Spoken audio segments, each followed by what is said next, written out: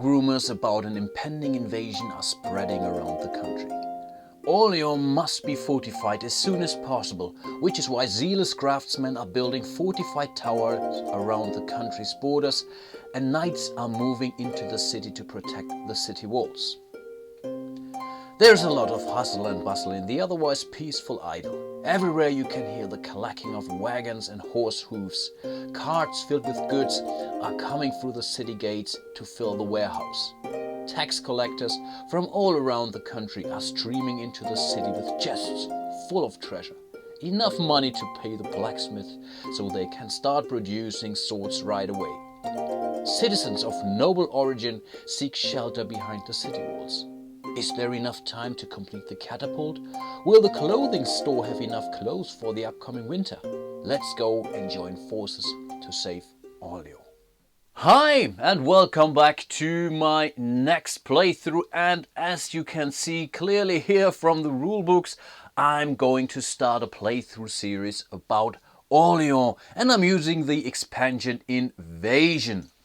Invasion comes with a lot of expansion models for the core game. For once, there is a new 5-player variant here with a carpenter role that gives you some additional victory points. Then there is this dual variant here, which is basically optimized for 2-player, and then there are 3 of those solo scenarios here, which are pretty cool as well. But I will do the Invasion module today, which is a cooperative scenario for 2 to 5 players, and I decided to do this scenarios with just 2 players. I really hope that this scenario scales well down to 2 players.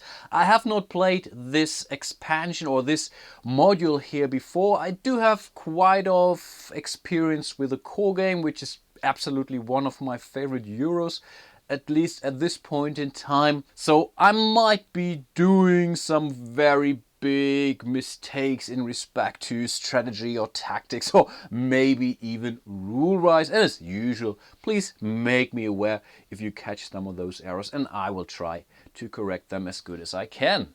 Unlike the core game, which is basically really player versus player, and whoever has the most victory points at the end of 18 rounds is the winner, in this cooperative scenario we are trying to achieve 6 of those goals here, and we really have to fulfill all 6 of them. So for once we have to provide enough soldiers for the city walls, we have to collect enough of those citizen tiles here, we need to provide some cash. In a 2-player game that's 30 gold coins. We have to provide goods, so for example grain here and cheese and wine.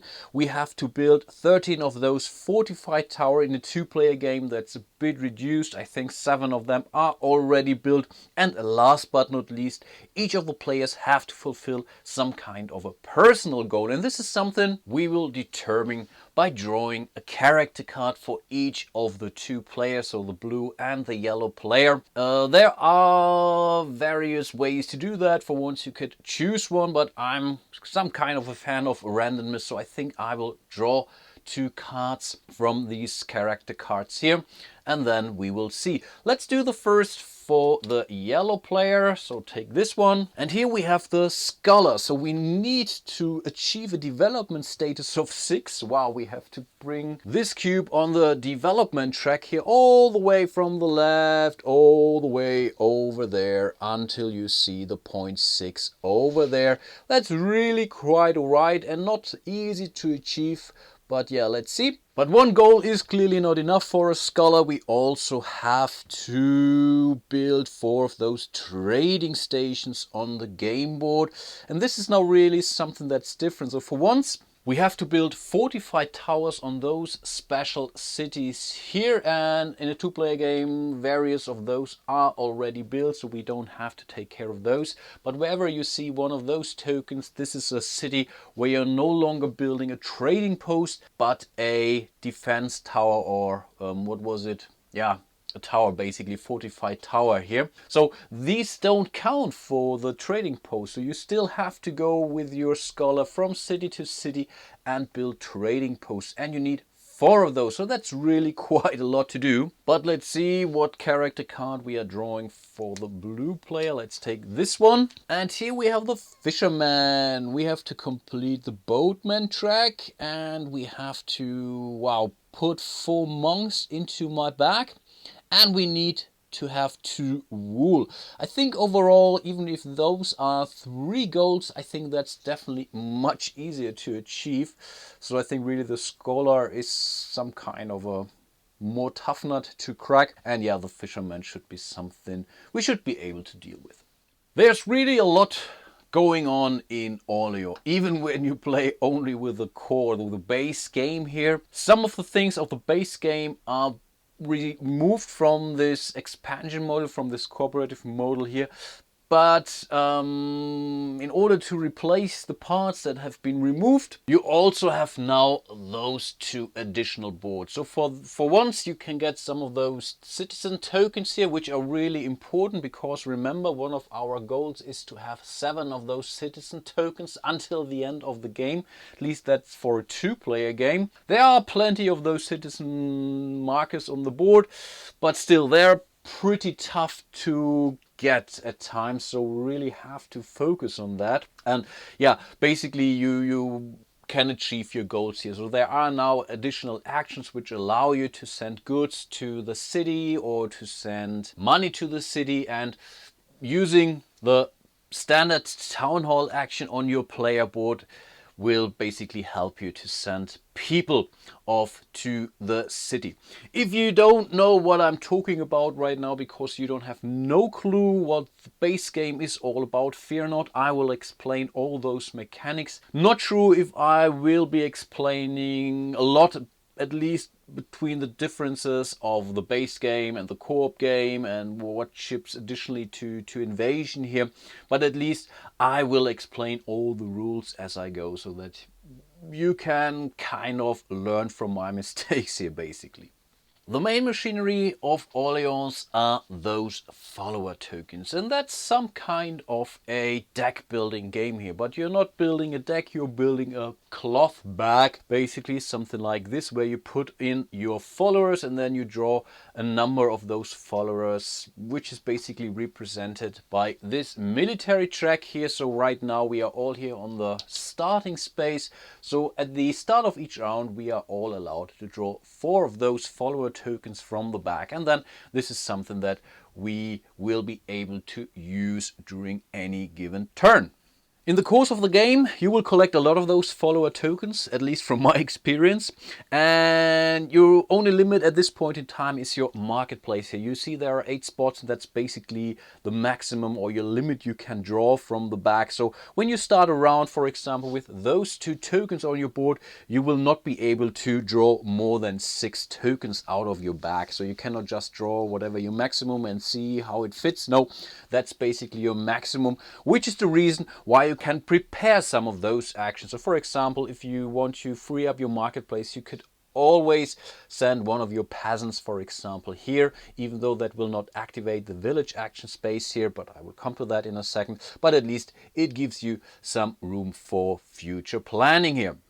All players start with the same set of followers, so you have the craftsman, the peasant, the boatman and the trader, I believe, and you can never lose those tokens. So for example, when the pest strikes at one of those events and you are lucky and draw one of your starting followers out of your bag, for example, then you are lucky and you're not losing one of those followers, but I will also come to those. But in respect to how you use them, they are pretty much the same. So it really doesn't matter if you have a starting boatman or if you then later on acquire a normal boatman, which of course doesn't have this yellow spot here. They are all the same.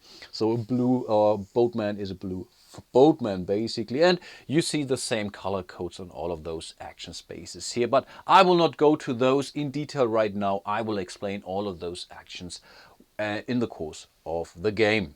That's a neat little reminder of how each round goes. It's not entirely correct for this co-op version of the game. So for example, this step 2 is not being done in this co-op mode, but still it can help you to dive through the game. So first of all, you will reveal the next hourglass tile, which basically represents an event. In most cases, those events are bad, but there are also some events that are beneficial for the players. I have now really shuffled a lot of those event cards, and I don't know which of the event cards are in the game here, because there are more events in the expansion than there are rounds. So there's definitely a surprise factor in it. Then we would draw our followers again, according to how far you are on the military track.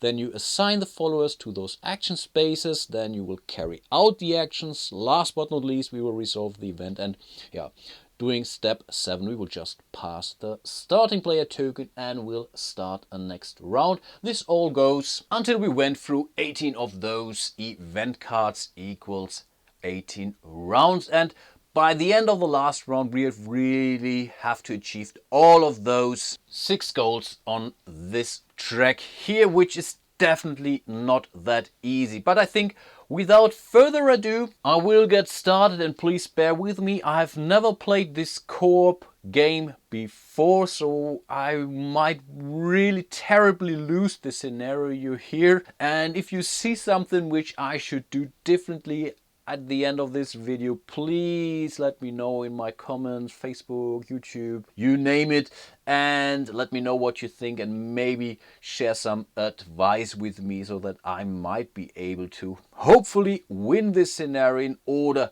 to save Orlean from the invasion. Then let's get started. We will draw our first event tile. And here we have the donation. Wow, and this is a pretty good start, I would say. At the start of the round, the team receives a donation. So 3 books, 1 wine and 3 coin. Wow, that's so awesome, especially for our scholar who needs a lot of those book symbols here. I think that's definitely a no-brainer. We will give the 3 books to the yellow player, and for each book symbol you see, you will be allowed to move your marker along this development track here, and you see that already here. So yellow player will make it 1, 2, 3 steps to this space, and the first player to get there is allowed to grab this citizen token, which is of course awesome because this is already part of our second goal: collect a sufficient number of citizen tiles. Awesome!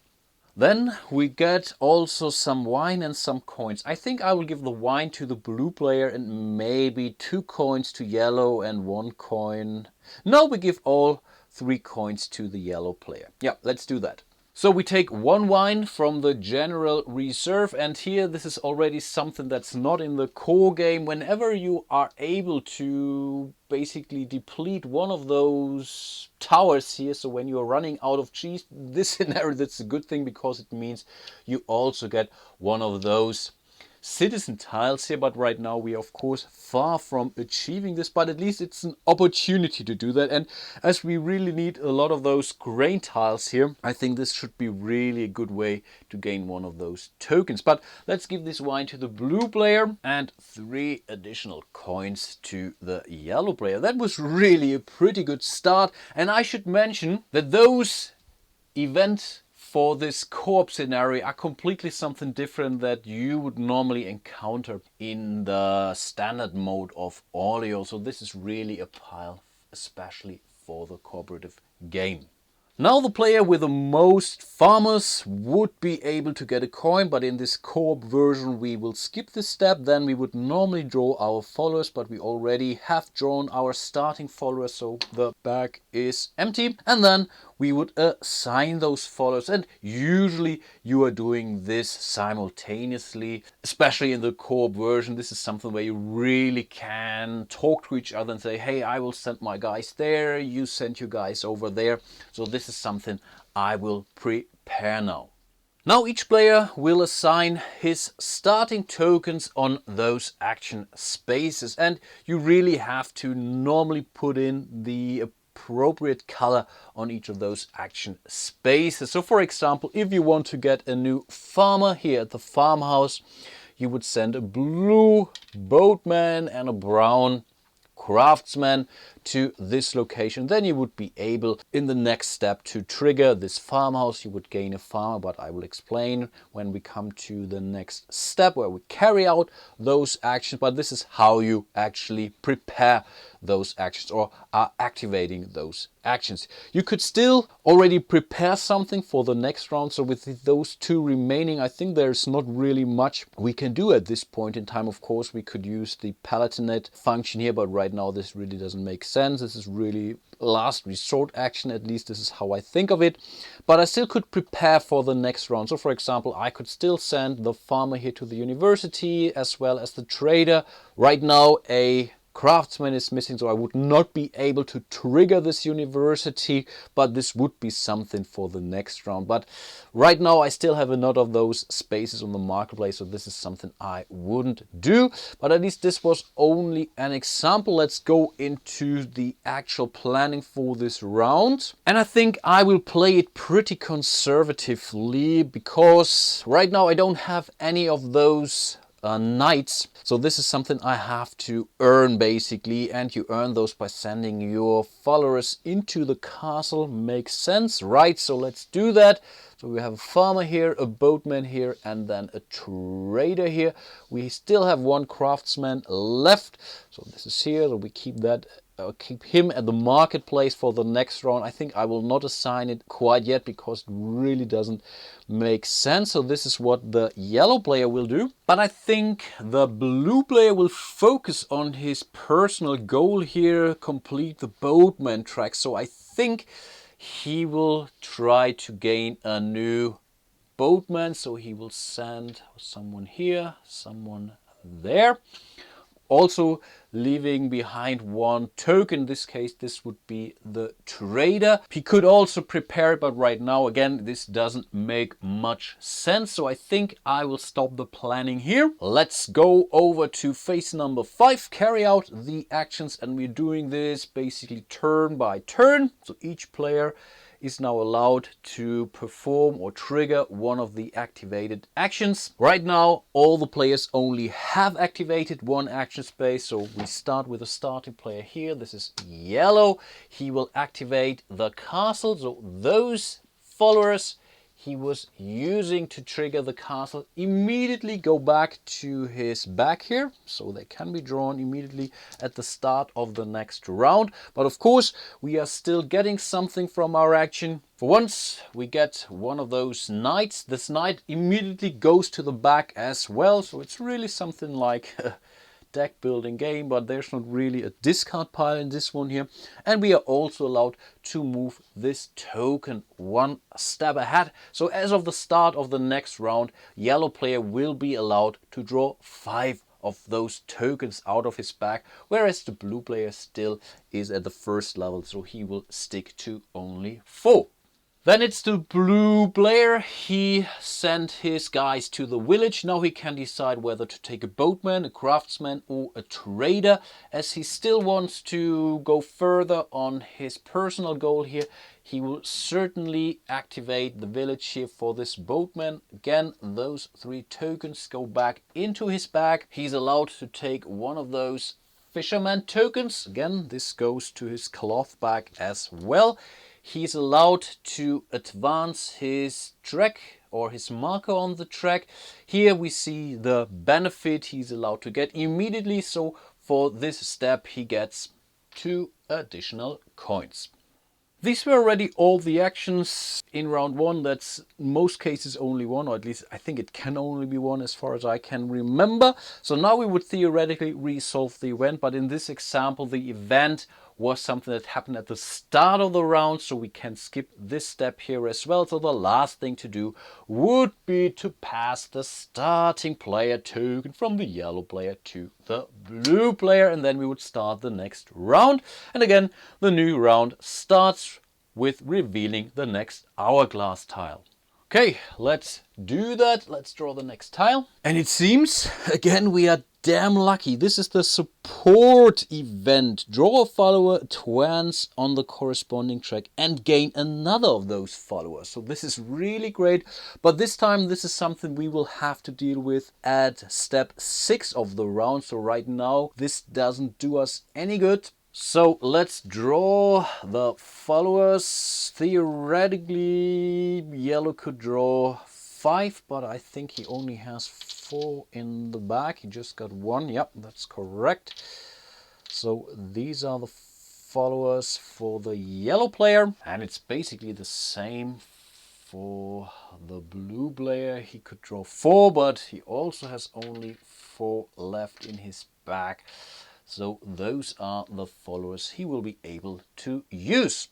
These are the actions that the yellow player will go for in this round. So for once he sends some guys to the university, so he gets one of those, I think it's also scholar or not, so someone teaching at the university. And I think he will also send one knight and one any token, so this is a symbol for an any token, to the craft guild, and this craft guild allows him to send up to 4 coins to either another player or to the city. And as we need 30 bucks by the end of the game, I think this is also something that we are not wasting those tokens for now. And I think blue will go to the castle to generate a knight, and also to the farmhouse to gain one of those farmers, but this farmers also give you some goods. So I think this is overall also a pretty good turn. Blue is the starting player, so we start with him activating his first action, and I think let's go for the farmhouse. Those go back to the cloth bag. So for once he gets one of those farmer tokens, and he's allowed to advance his token on this track. And as he reaches step 1 here, he gains an immediate bonus, and this is one of those grain tokens which we also need to fill the warehouse within the city walls. And additionally, there's a nice young lady on as a citizen waiting at the end of this track here, so this is also something which we should keep in mind. Once we get a lot of resources there, but we will also be able to gain 1 citizen. Coming to the yellow player, he will activate the university first, so they go back. And let's check out the university. Of course, we get one of those scholars here. We will advance the token accordingly. Here we get an immediate bonus of 2 of those book symbols, which means we will be able to advance this 1 step ahead. And now we already came across development level 2, but keep in mind we still need to reach 6, so we have definitely something in front of us still.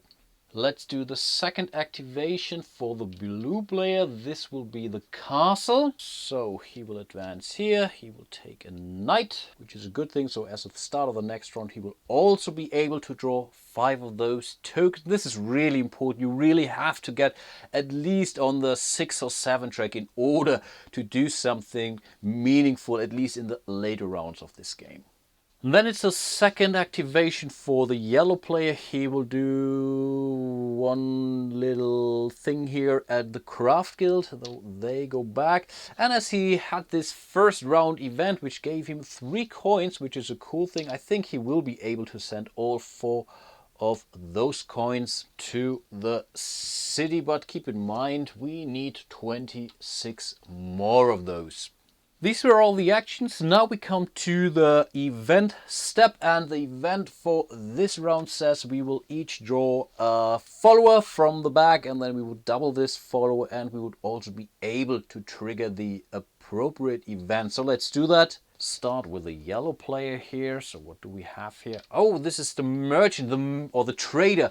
This is really nice, because the first trader allows us to build a level 1 building, basically for free. It's just the action. Of course, we get the token as well. Both tokens go back to the back, so also the trader we just drawn from the back, so we will be able to draw both of them at the start of the next round. But let's go for those buildings first. And usually those buildings provide you additional locations which only you will be able to activate. There is this extra action in this co-op version here, the Palatinate, which lets you allow to activate another player's action kind of, but normally these are exclusively for you. And I was thinking to take the library for the yellow player because of his scholar goal here. He wants to reach the development level 6 basically until the end of the round, and this library lets him advance 2 steps on the track rather than the 1-step scriptorium here, basically also a soldier or a knight and this scholar here, but this only allows him to advance 1 step on the track, so I think for him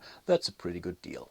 Let's do the same for the blue player, and here we have a peasant or a farmer. Not really great for him, but it could have been worse, of course. Yeah, it's definitely a good thing, but it could have been better. So let's advance on this track 1 more step. Again, he gets 1 grain. That's, I think, a pretty good thing. And of course, he's still allowed to get another of those farmer tokens here. Nice.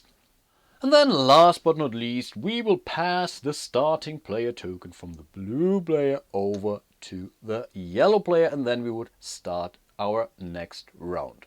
But I think I will stop here at this point in time. I think you already have a lot to digest here, and I don't want to get any further in this very first episode. Right now we really haven't done much progress. We already went through 2 rounds of our 18. We kind of progressed for our mission, so at least we were able to send some money to the city, and we also got our first citizen tiles. So overall that's not too bad, but we still need to achieve a lot more. We need knights, we need goods, we need trading posts, we need fortified towers, our personal goals. So there is still a lot to do in this playthrough. I really hope you enjoyed my first episode so far. I really hope I haven't made too many mistakes and weak decisions. If so, please let me know and I will try to refocus on some of the goals here, and hopefully I can correct any rules mistake I might have made during this video. And hope to see you soon in my next video, and until then, bye bye.